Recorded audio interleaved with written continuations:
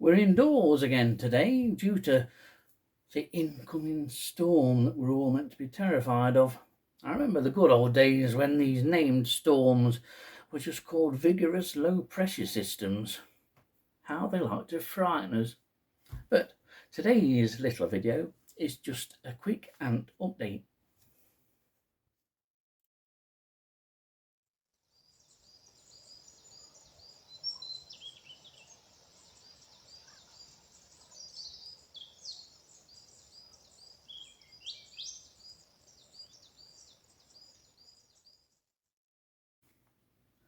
So the first ants that I'll show you are 4 of the 6 Lasius niger queens that I have. All are doing really well and all have produced brood, and this has been my most successful attempt at rearing these that I've ever had. And as you can see, the queen in the top of those 2 test tubes has brood of all sizes and has got several pupa now, one of which she's attending there. Shouldn't be too long before the first workers appear. Same with this second Lasius niger queen, who's again got a nice amount of brood. I think tucked in there she does have some pupa. If I look to the side now, I can see that she does have a selection of pupa, so she's also doing really well. We'll come on to these other 2, and the top one of those 2 has the smallest brood of these 4. She's a little bit behind in the production and the state and maturity of the larva. I don't think she does have any pupa yet, but when you look at the queen in this bottom test tube here, she has masses of brood. It's quite interesting how the production rate between these 4 individual queens differs. She's got lots of pupa, so in a week or so her first workers will appear, and she's also still got larvae and eggs as well. So she's been very prolific in terms of these 4. And so as I film this now on the 27th of September, as you can see from the last video that I did on my reintroduction to the world of keeping ants, these are doing very well indeed. Now to what's probably the most impressive queen in the small but growing collection of ants that I have. Of course, the large queen is the queen Camponotus ligniperda, which is a European species. Did find a nest of this in Switzerland in the 1980s. Nests are carp nests formed in the trunks of trees such as pine. The top ant is your common garden Lasius niger, so everyone will have some idea of scale and the size of the Camponotus ligniperda queen compared to the Lasius niger queen. Lasius niger is your common garden black ant. Everyone will know this species in the UK and across Europe. But it's an impressive queen, is Camponotus, but a brood doesn't appear to be particularly healthy to me, while she is. And she has fed. I did feed her a few days after arrival, and so we'll see what happens. She looks very healthy, a fantastic ant, and there you can clearly see the differences in size, bearing in mind that Queen Lasius niger is about 1 centimetre in length. So that's Camponotus ligniperda. Well, now we're moving on. At the same time as I bought the Camponotus ligniperda, I also purchased a European harvester ant, which is Messor barbarus. And when the queen barbarus arrived, she arrived with a selection of brood and 1 worker. Well, she has improved that quota now. She now has 3 worker ants, and because of that I've moved them into this kind of setup. So do for at least now.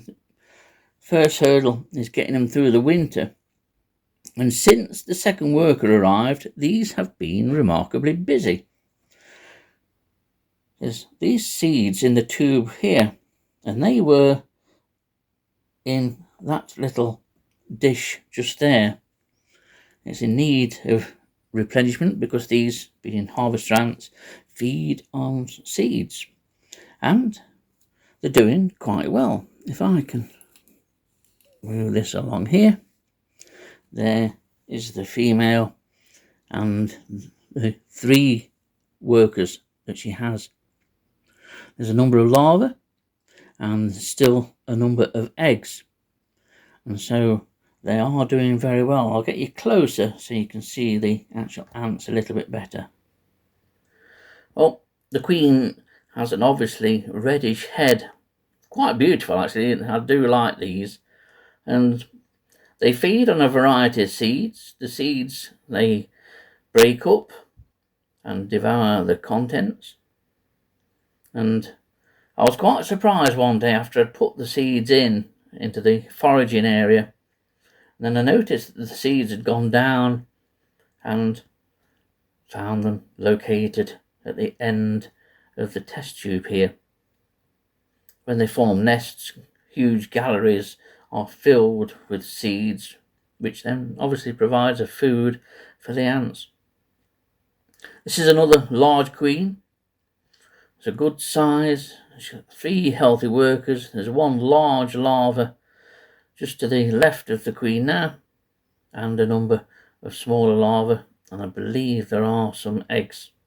And the workers of Messor barbarus are considerably variable in size. You can see 1 very large worker there just on top of the queen now, and 2 smaller ones.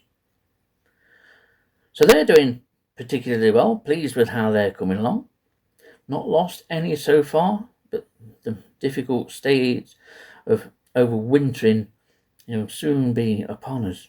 So that's the Messor barbarus, the European harvester ant colony, which I'm very pleased with and seems to be doing well. And so our last species, one of which is just at the bottom of the screen and about to return back to the nest, and a few other workers in the test tube. This is a new species that I've got. This is Manica rubida, and it's very similar to our Manica species, and those 2 workers are a little larger, if anything, than Manica rubra, or especially Manica ruginodis. They're our 2 commonest red ants that we have here in the UK. The big difference is in the female, in the queen. If I move this back and we move this along, there we have at least 4 workers, a handful of eggs, and 1 more larva still to continue growing.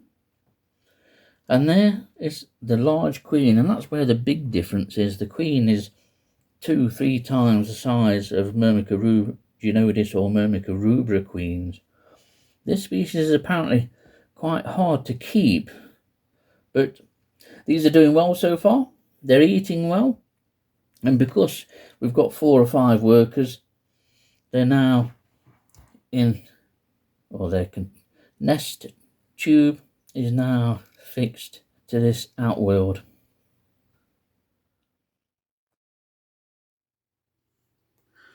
Well, it's time to put this Lasius niger queen back with the other 5. I'm very pleased at the progress of these Lasius niger queens and the other queens and brood and workers that I now have in a developing collection. Never got Lasius niger queens to this stage really, at least not to the point of getting the first workers. I never reached that stage before, but the test tube method of keeping young queens and new colonies is certainly the best way. The fascinating insects, ants, you can spend hours watching them both tending the brood inside the nest or in a foraging area looking for food. They're great little things, and It's an amazingly popular pastime or hobby now, keeping ants. Hundreds of thousands of people across the world keep ants as pets or ant colonies as pets. They've held a lifelong fascination for me, as you probably know, and long may that continue. Time to put you back.